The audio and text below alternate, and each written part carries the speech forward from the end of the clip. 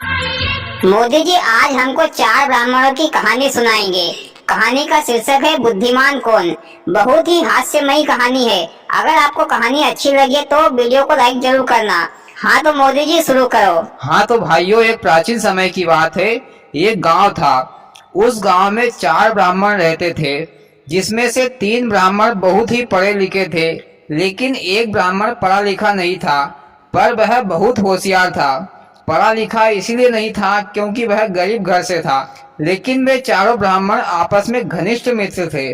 उन चारों में एक बात की हमेशा ही होड़ी होती थी कि उन चारों में से सबसे होशियार कौन है, यानी कि बुद्धिमान कौन है। इस बात की बहस हमेशा होती रहती थी। मोदी जी, अगर आदमी में ज्यादा बुद्धि हो तो क्या लोगों को दिखाना जरूरी है क्या?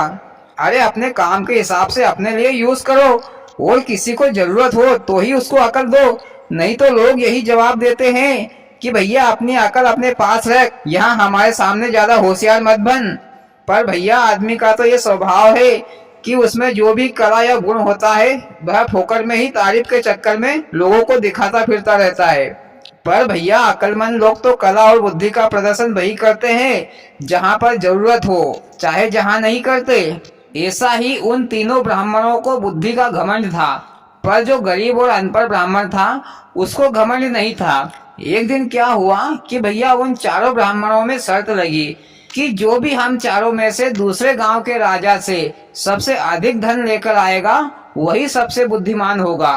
तो भैया वो तीनों ब्राह्मण तो बोलने लगे, हाँ हाँ क्यों नहीं, हम क्या किसी से कम पड़ते हैं क्या, चलो अभी चलो भले ही। पर भैया वो अनपढ़ ब्राह्मण था, वो कुछ नहीं बोला, बस चुपचाप ही रहा। दूसरे दिन भैया वो चारों ब्राह्मण दूसरे गांव के लिए निकल पड़े। चलते चलते 2 दिन हो गए। वे चारों ब्राह्मण एक घने जंगल में पहुंच गए। फिर वहां जाकर एक ब्राह्मण ने कहा कि भैया हम लोग ज्यादा थक गए हैं तो यहीं पर रुककर आराम कर लेते हैं, आराम करने के बाद फिर आगे बढ़ेंगे।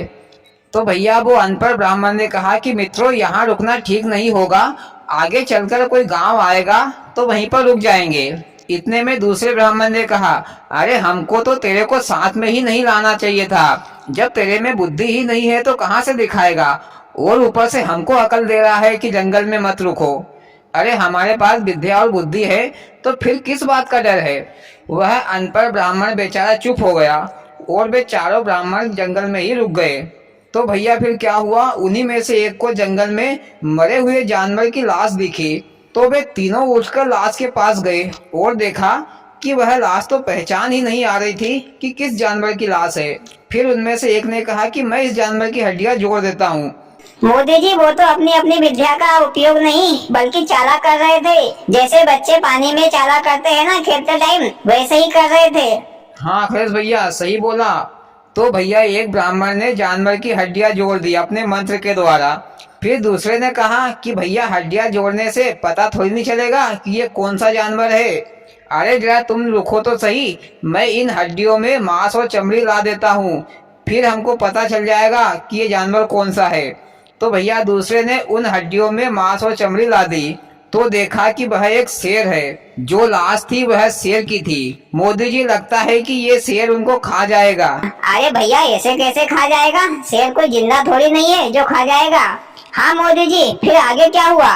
फिर भैया तीसरे पंडित ने कहा, चलो अब तुम लोग दोनों पीछे हट जाओ, मैं इसमें जान डाल देता हूँ।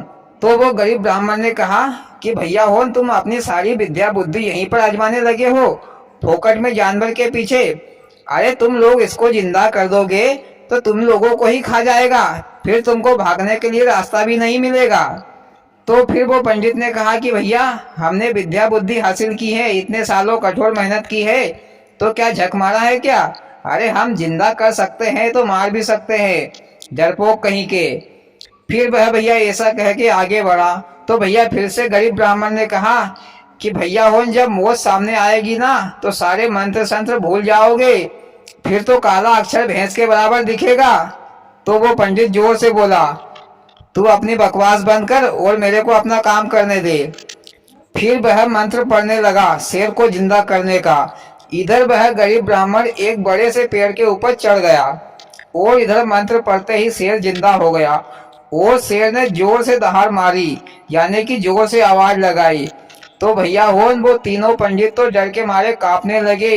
तो भैया उनमें से एक ने कहा कि भैया तुम तो शेर को वापस मार दो, अपना मंत्र पढ़ो।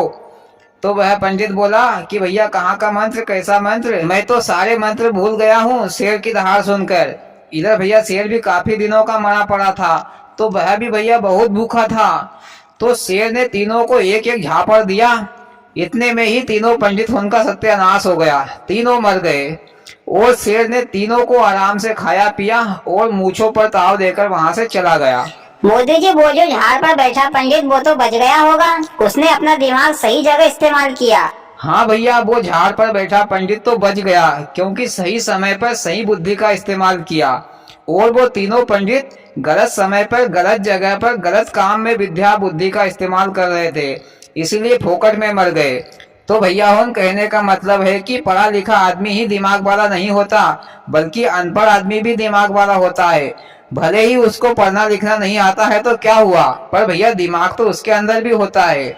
वाह मोदी जी, वाकई में कहानी में दम था। और भाइयों, आपको कैसी लगी मोदी जी की कहानी? अच्छी लगी हो तो प्लीज वीडियो को लाइक और चैनल को सब्सक्राइब करें। भोलेनाथ सबके साथ।